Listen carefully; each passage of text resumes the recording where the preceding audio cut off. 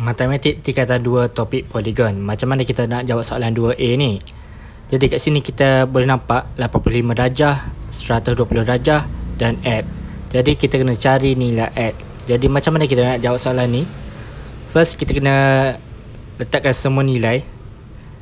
Add tambah 85 darjah tambah 120 darjah sama dengan 360 darjah. 360 darjah ni adalah bulatan. Jadi anda wajib ingat bulatan adalah 360 darjah untuk keseluruhan.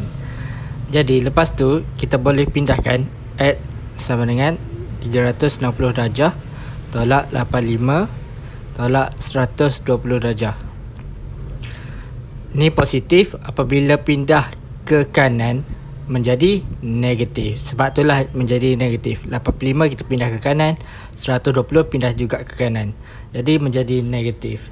Jadi 360 keseluruhan tolak 85 tolak 120, kita akan dapat add sama dengan 155 darjah. So jawapan add dekat sini adalah 155. Jadi ini adalah jawapannya. Mudah je kan nak jawab soalan ni?